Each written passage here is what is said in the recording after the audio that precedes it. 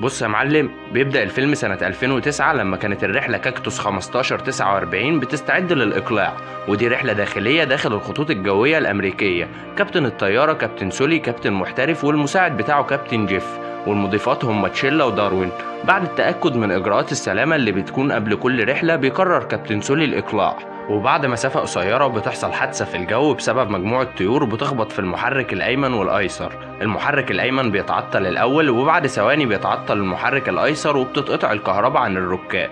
وهنا كابتن سولي بيقرر يشغل وحدة الطاقة المساعدة، فبترجع الكهرباء تشتغل مرة تانية.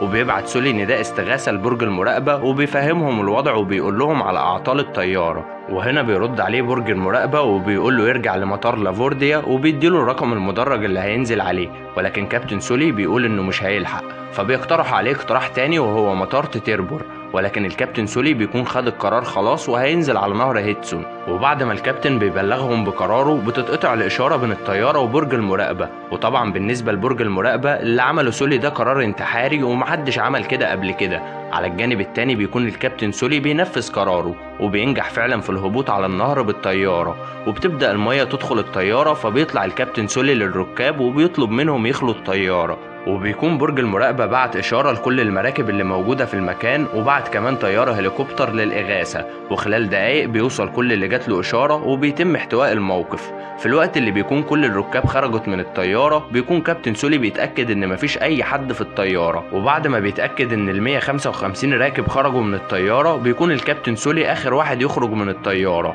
وأول حاجة بيعملها بيكلم مراته لوري وبيطمنها عليه، لكن ما بتكونش عارفة حاجة عن الموضوع، فبيقول لها افتحي التلفزيون وطمني انا كويس وطمني البنات. بعد كده اللي بيبقى شاغل كابتن سولي انه يتاكد ان ال 155 راكب خرجوا بامان.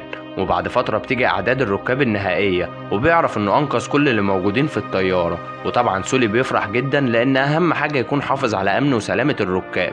وطبعا سولي من دلوقتي هيتعامل على انه بطل، من بدايه الروم سيرفيس لحد الركاب اللي كانوا على الطياره وهم بيشكروه وبيقولوا ان هو بطل.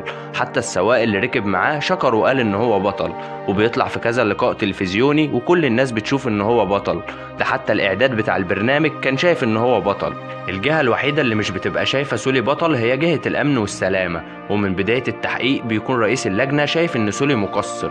وبتبدا الاسئله وبيسالوه ليه ما رجعتش المطار تاني زي ما البرج قالك، فبيقول انا فعلا كنت هرجع بس حسيت اني مش هلحق، وان افضل فرصه هي الهبوط على نهر هيدسون. فسالوه حسمت قرارك ده ازاي؟ فقال لهم انا طيار محترف بقالي 42 سنه، وقراري ده خدته بناء على خبرتي. وبتستمر الجلسات لحد ما بتيجي اكبر مشكله، وهي انهم عملوا محاكاه او تجربه للطياره بنفس السرعه والارتفاع وكل حاجه، والتجربه نجحت والطياره قدرت ترجع المطار.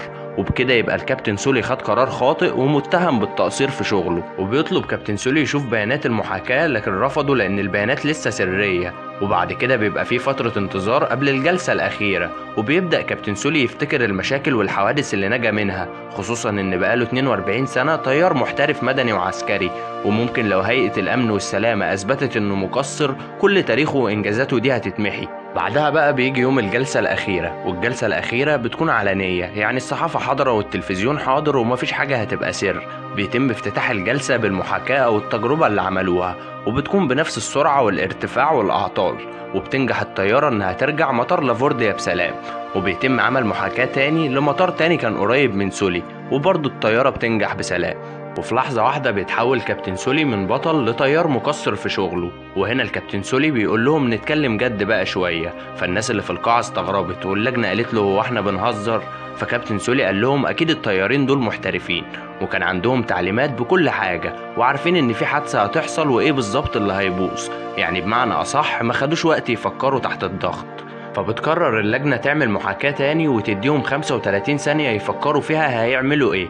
ولما بيكونوا مستنيين المحاكاة التانية بيسأل الكابتن سولي الطيارين دول حاولوا كام مرة عشان يوصلوا للنتيجة دي، فقالت له اللجنة 17 مرة، وطبعا دي كارثة بكل المقاييس.